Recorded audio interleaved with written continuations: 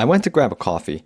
5 minutes, that's it. And when it came back, my AI had built me a full cold email campaign with hyper personalization for my outreach campaign, with the CSV of the leads and the emails with full personalization, and pushed it to instantly, and then messaged me on WhatsApp to say, hey, it's done. And that's not a demo, and that's not science fiction either. That actually happened. And the tool that did it is free, it's open source, and right now, as of February 21st, over 200,000 developers around the world are using it, with an update just 2 days ago on the 19th of February. And it's called OpenClaw, also known as Clawdbot or Moltbot. And by the end of this video, you're going to understand exactly what it is, what it can actually do today, the real security risks that nobody's talking about, and how to decide if this is a thing that 10x's your productivity or just burns your whole setup to the ground. And if you stick around till the end, I've got something for those of you who don't want to set this up yourself. So without further ado, let's get right into it. Okay, so let's start at the beginning. What actually is OpenClaw? So here's the simplest way that I can put it. OpenClaw is a free open source AI agent that lives on your computer or your cloud server or on a Mac Mini, like many people get a Mac Mini just to use OpenClaw, or it could even be a VPS. And it's not just a static AI or ChatGPT or something like Higgsfield or Midjourney. It connects to your apps and it actually does things. And it doesn't just talk about doing things. It doesn't just help you brainstorm like ChatGPT or Claude or Gemini does. It actually does the tasks that you give it. So think about it this way. ChatGPT, Claude, Gemini, those are like messaging a really smart friend. You ask a question, they give you a thoughtful answer, and then you have to go do the work yourself. Or what you do is you ask it to write an email for you and it provides you the email, and then you just have to edit it yourself and then send it off. But either way, you still do the work manually. OpenClaw is different. OpenClaw is like hiring a full-time employee who has the keys to your office, knows your schedule, reads your emails, and takes action without you having to babysit every single step. So it's basically a supercharged version of ChatGPT, like Steve Rogers with the Captain America's super serum. So what that means is you don't need to tell ChatGPT or Claude the context of you and your business every single time. You don't need to copy and paste the same prompt every single time. You don't have to create a new prompt every single time. You can just tell it what to do and then it goes and does the work, meaning that it has persistent memory and it actually remembers things about you rather than just you having to inject a prompt every single time. So anyways, back to OpenClaw. OpenClaw, it was created by a guy named Peter Steinberger. So if you're a developer, you might know him. He's the founder of PSPDFKit, which is this massively successful PDF framework used by every major bank and airline on the planet. So this isn't some random side project. This is from somebody who actually knows how to build production-grade software. And no, it's not vibe coded by some 18-year-old Gen Z kid. It's built by somebody who actually knows what they're doing and has experience and understands this field. So originally it was called Clawdbot, and then Anthropic, the company behind Claude, it raised a trademark concern. So it briefly became Moltbot. Then Steinberger decided that name didn't stick, which it really didn't. I didn't really like that name. But anyways, he finally settled on OpenClaw. And yes, the mascot is a red lobster named Multi, because why not? So now let me explain how it actually works, because this is where it gets interesting. There are 3 layers to OpenClaw, and they're that simple. So this is the 3-layer architecture of the OpenClaw AI agent. So the first layer is the brain. So this is whatever AI model that you choose. So it could be Claude from Anthropic, it could be GPT from OpenAI, it could be DeepSeek, it could be Kimi, it could be Google's Gemini, whatever, or it could even be a local model running entirely on your own hardware. Yeah, take your pick. OpenClaw, it doesn't care. It's model agnostic. And layer 2 here is the body. So this is like your computer basically, or your server, your VPS, your machine that OpenClaw is running on. So here, OpenClaw can open your browser, it can read and write your files, run code in the terminal, hit APIs, schedule tasks. So it basically has hands here. And it's important here in the body to make sure that it has access to only what it requires and what it's intended to do, because you do not want to give it too much power, too much access, because it can mess some things up, which I will touch on later in this video.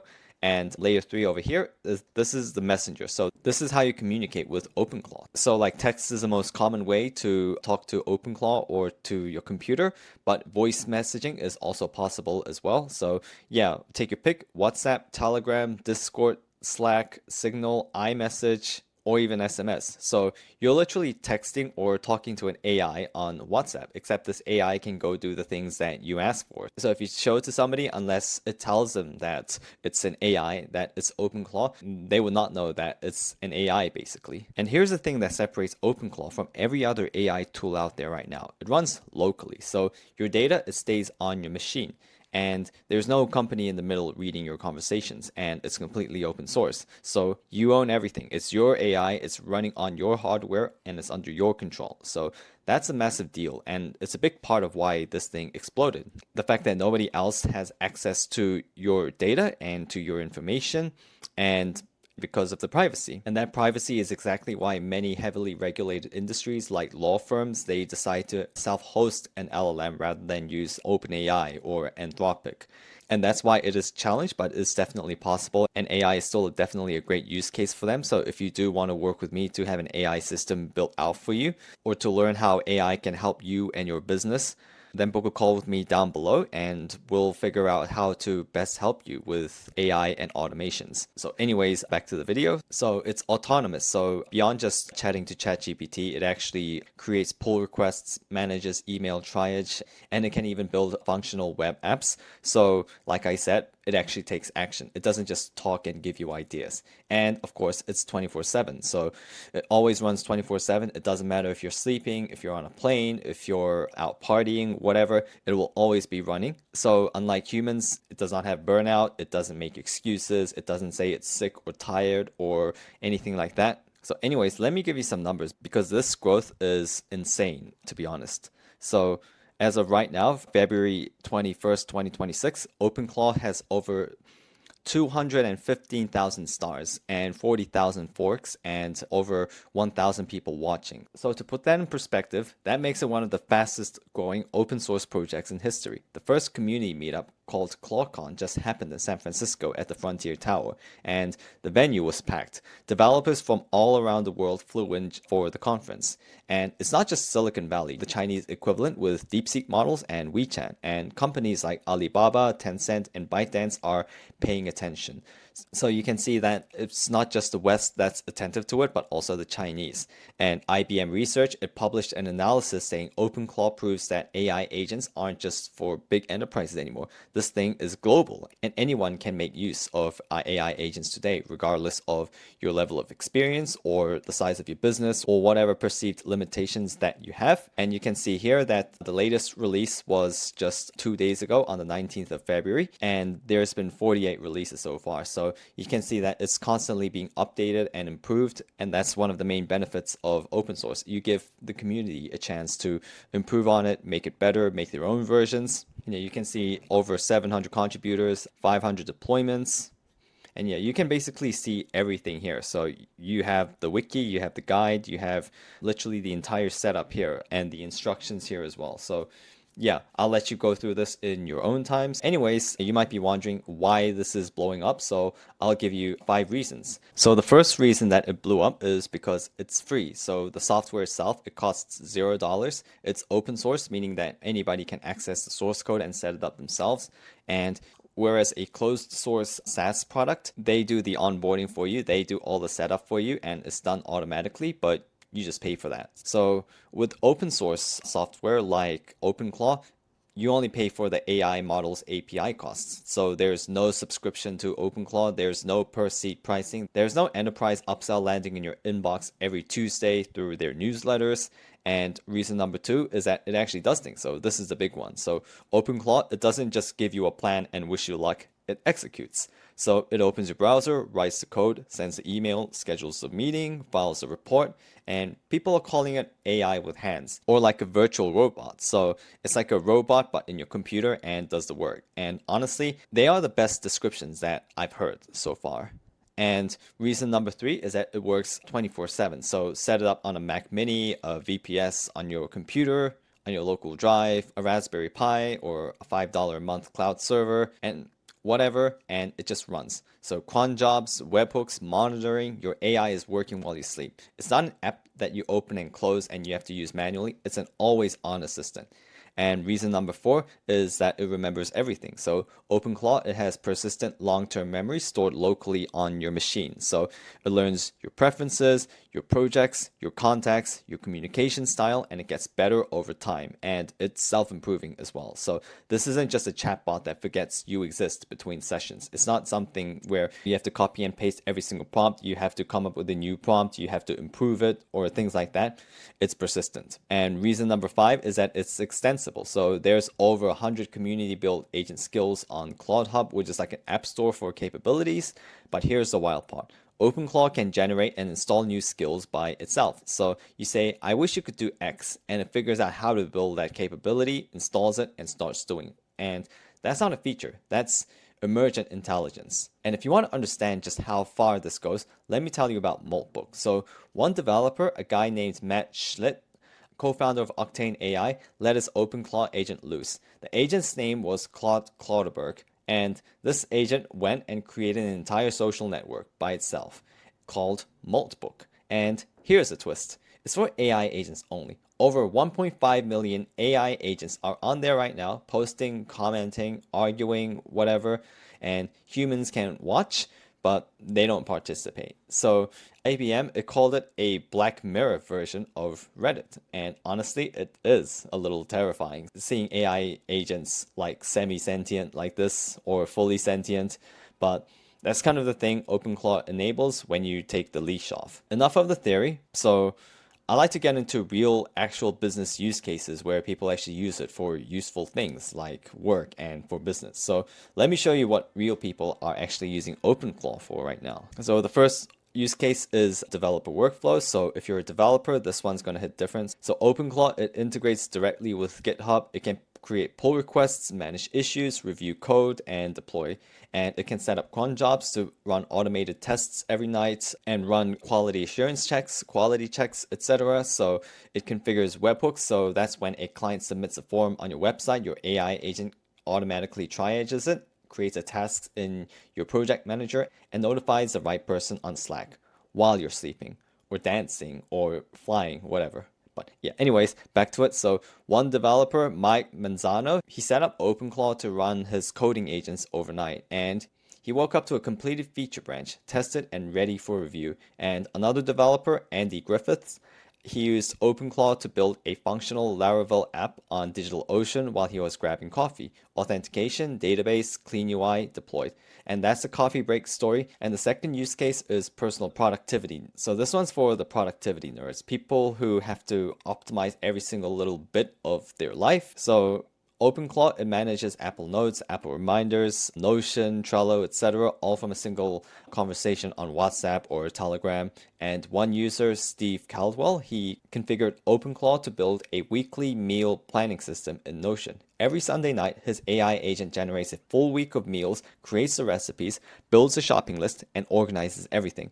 His family saves hours per week from an AI that they text. And calendar scheduling works across time zones. So email triage runs automatically. So if you're the kind of person who has 17 tabs open and 3 different to-do apps, OpenClaw becomes your single point of contact for everything. And the third use case is email and communication management. So email is where most people waste most of their time in a day. So OpenClaw, it can read your inbox, triage messages by priority, draft responses in your tone, and even sends routine replies based on the rules that you set. So if your accountant emails about tax documents, OpenClaw can pull the relevant files, attach them, and draft a response, all by the time you finished your morning coffee. So that's a quick and simple but effective use case that you should consider when using OpenClaw. So anyways, the fourth use case is web research and automation. So this is very effective. So this is a very big use case, especially in B2B sales and marketing. So OpenClaw, it has full browser control through Chrome's CDP protocol. It literally clicks, scrolls, fills out forms, navigates websites. And if you need to find 50 HVAC companies in Sydney with fewer than 20 Google reviews, OpenClaw will research them, compile the data, and put it all in a spreadsheet. Price monitoring, competitor analysis, data collection, all automated.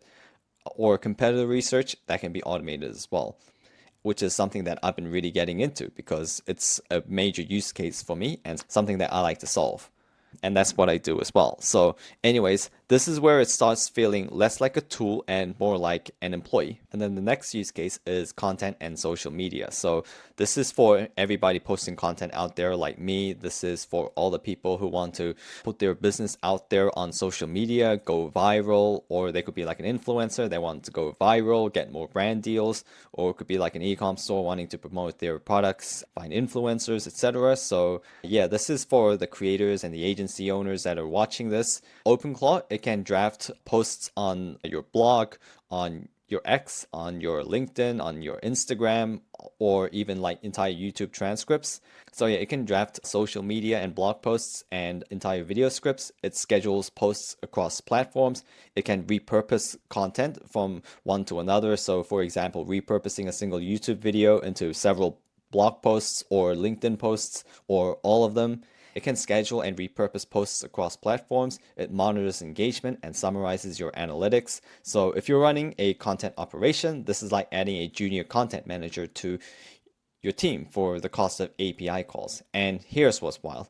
All of those use cases, they're running simultaneously on the same machine, 24 hours a day, 7 days a week. And that's not a tool. That's an entire workforce. So I've talked about all these cool use cases that are really amazing that would have got you hyped up by now. And I assume that you're probably excited and impressed by it. But yeah, this is something that I have to talk about in this video. So yeah, we need to talk about the other side of all of this cool, flashy technology and how fast the AI space is moving and how impressive the new tech is. So yeah, if I only showed you the cool stuff and everything that I've been talking about, and I'd be doing you a disservice. And that means I would be irresponsible. So OpenClaw, yes, it is powerful, but power without guardrails, without accountability, without responsibility is dangerous. Everybody needs to be held accountable, even AI agents, even robots. And the security community has been sounding alarms. So there's been headlines across social media on the internet. So Palo Alto Networks, which is one of the biggest cybersecurity companies in the world, it called it unsandboxed OpenClaw instance a legal trifecta. So their exact words. CrowdStrike issued a warning, Cisco issued a warning, 1Password published a blog post titled, and I'm not making this up, it's incredible, it's terrifying, it's Moltbot. And Peter Steinberger himself, the creator, publicly said that if you can't comfortably work a command line, this tool is quote unquote far too dangerous for you. So even when the creator tells you his own product is dangerous if you don't know what you're doing, then you better listen. So I'll go over a few risks that you need to be aware of. The first major risk is prompt injection. So here's how it works. Someone sends your OpenClaw agent a crafted message, maybe hidden inside an email, maybe embedded in a website your agent visits. And that message, it contains instructions that trick your AI into executing commands that it shouldn't. And remember, your agent has system access. It can run code, it can read files, it can hit APIs. So if someone hijacks that, they're not just reading your chat history, they're inside your machine. And CrowdStrike specifically warned that if employees deploy OpenClaw on corporate machines and leave it misconfigured without the right guardrails, it could be manipulated as a powerful AI backdoor agent capable of taking orders. It could be manipulated into becoming an AI hacker, essentially. And the second risk is credential exposure. So security researchers, they found misconfigured OpenClaw instances leaking API keys, cloud credentials, Salesforce tokens, GitHub access tokens, and other important credentials that only you should have access to. So if your agent can access these services and you haven't set it up properly, then a single bad incident can potentially access them too. It gets worse because earlier this month, researchers documented the first in-the-wild credential theft, specifically targeting OpenClaw configuration files. So InfoStealer malware, the kind that's already hunting for your Chrome passwords and crypto wallets, is now looking for OpenClaw configurations as well. So security experts do predict and warn that dedicated modules targeting OpenClaw files are coming, just like we already see for Chrome and Telegram. And here's one risk that should genuinely concern you. So there's a supply chain attack called Claw Havoc. So security researchers, they've discovered 336 malicious plugins hiding among 3,000 skills on ClawHub. So that's OpenClaw's skill marketplace. That's a 10.8% infection rate. So more than 1 in 10 skills was malicious. And these weren't obvious. They were masqueraded as trading bots and financial assistants, exactly the kind of tools people would excitedly install, thinking that they could just automate trading and make quick, easy money. But underneath, they were deploying stealers that exfiltrated cryptocurrency wallet data, macOS keychain credentials, browser passwords, and cloud service tokens. So 10%, think about that. If you install 10 skills randomly, statistically, one of them could be trying to rob you. So how do you protect yourself? Well, here's the good news. If you set this up properly, these risks are manageable. So let me walk you through the non-negotiables. So number one, Docker sandboxing. So what this means is you should never run OpenClaw directly on your host's operating system. So what I mean is you need to contain it. You need to isolate it. You need to use rootless Docker or Podman. So even if something goes wrong, the blast radius is limited. So only that specific machine that it's running on is affected and it's isolated from the other use cases. So think of it like quarantining yourself when you have a highly infectious, lethal, fatal disease. You don't want to infect others with it. So you're isolating yourself to prevent others from getting the same infection as you and risking their life. So the number two way to protect yourself is Tailscale VPN. So put your OpenClaw instance behind a mesh VPN. So don't expose it to the open internet. Tailscale, so the VPN makes this that simple. And number three is reverse proxy with TLS. So use Caddy or NGINX with proper encryption. Every connection should be encrypted, no exceptions. And number four is firewall plus fail to ban. So UFW firewalls to lock down ports, fail to ban to block brutal force attempts, and standard server hardening. Number five, only install verified skills. So treat ClawHub like you treat a browser extension store. Read the reviews, check the source code, don't install anything you haven't vetted, don't install anything with negative reviews, especially after Claw Havoc. So basically, you have to know what you're doing. You have to vet everything. You still have to check if it's safe, and you have to know what you're doing, basically. So if you think you can just vibe code everything, if you think AI can do everything for you, then you are mistaken. First, you have to understand all of this and you have to know what you're doing before you proceed. Otherwise, it could be an entire shitstorm for you. So anyways, going on to number six is agent level permissions. So I have briefly talked about this before, but limit what your agent can access. It doesn't need root access. It doesn't need access to everything. Principle of least privilege.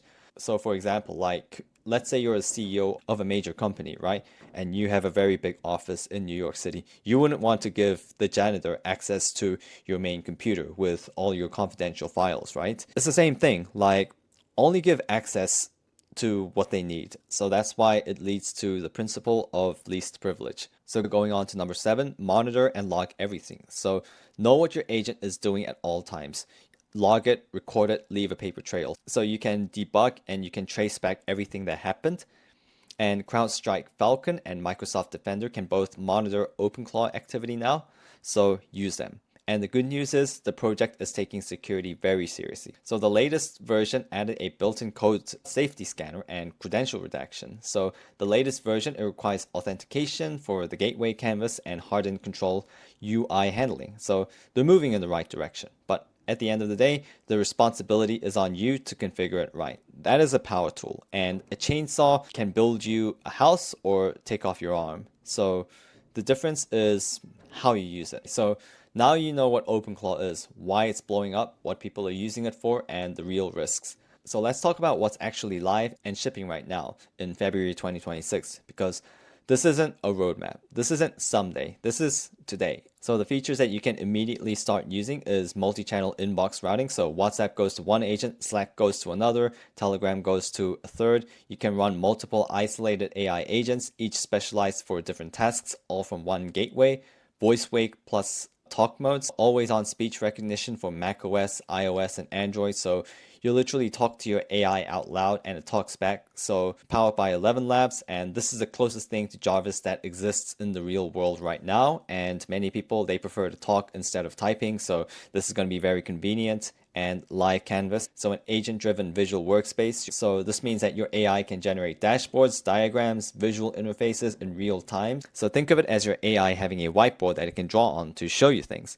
And full browser automation, so Chrome and Chromium control through CDP, so your agent navigates the web like a human would, clicks, scrolls, fills form, takes screenshots, extracts data.